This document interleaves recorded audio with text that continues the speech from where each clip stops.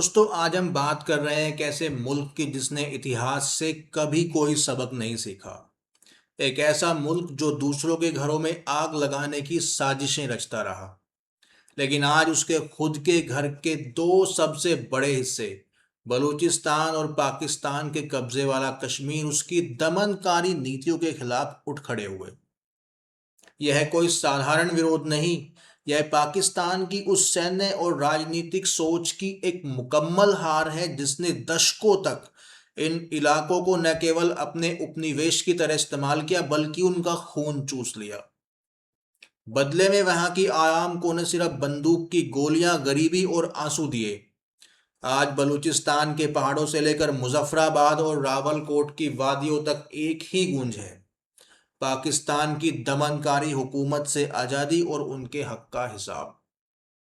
दोस्तों सबसे पहले बात करते हैं पाकिस्तान के उस इलाके की जिसको पाकिस्तान दुनिया के सामने आज़ाद कश्मीर के नाम से पुकारता है, लेकिन हकीकत यह है कि वह एक खुली जेल है। पिछले कुछ महीनों में पीओके में जो हुआ उसने इस्लामाबाद और रावलपिंडी के जनरलों की नींद उड़ा दी है।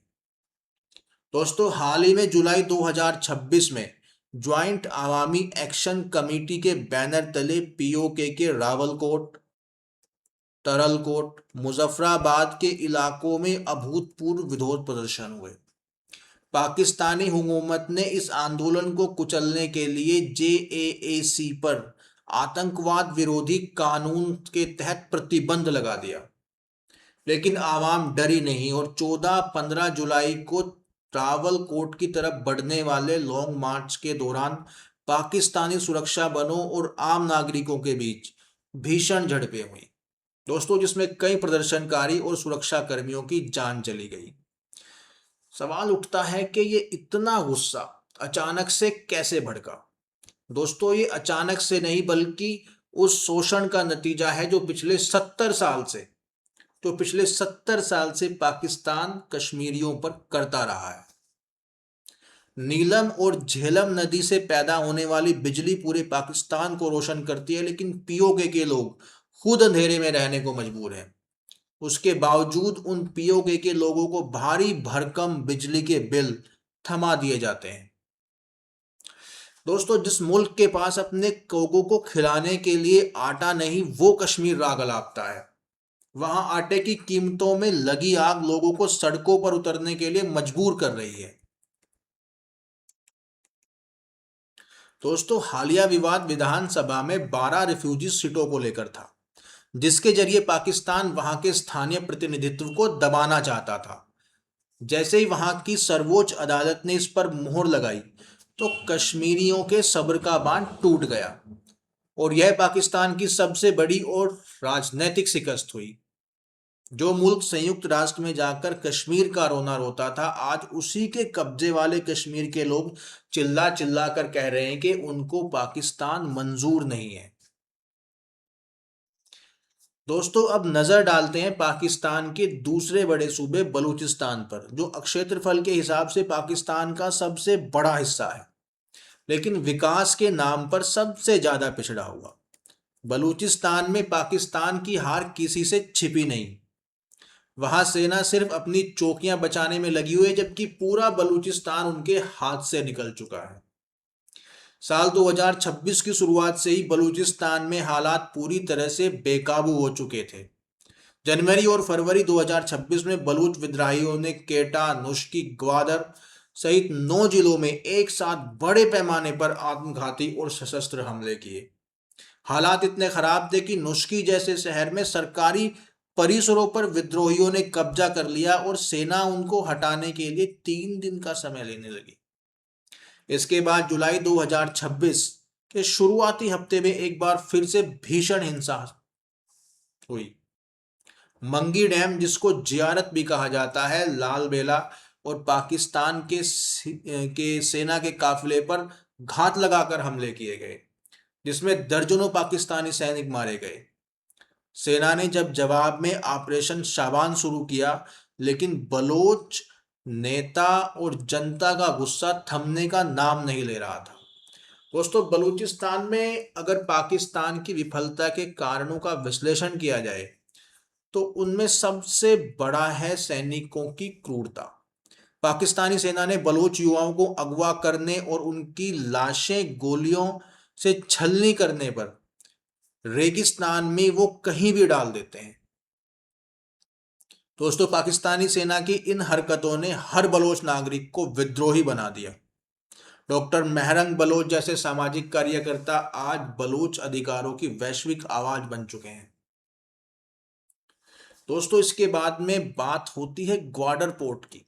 बलूचिस्तान के सोने चांदी की खदानों को पाकिस्तान ने आधे अधूरे रेट में विदेशी कंपनियों को बेच दिया, जिनमें से चीनी कंपनियां प्रमुख हैं। स्थानीय बलूच मछुआरों और निवासियों को पीने का पानी नसीब नहीं हो रहा, जिसके कारण चीनी नागरिकों पर पाकिस्तान में हमले बढ़ते जा रहे हैं। पाकिस्तान के रक्षा मंत्री ख्वाजा आसिफ ने खुद संसद में स्वीकार किया कि सेना बलूचिस्तान में हैंडीकैप्ड महसूस कर रही है। जबकि राज्य की सेना अपने इस क्षेत्र में सुरक्षित न हो तो दोस्तों वो कैसे अपने आप को बचा पाएगा। दोस्तों, भारत को परमाणु धमकी देने वाला यह मुल्क अंदर से बिल्कुल खोखला हो चुका है। पाकिस्तान की आर्थिक स्थिति यह है कि अंतर्राष्ट्रीय मुद्रा कोष की बैसाखियों पर टिका है।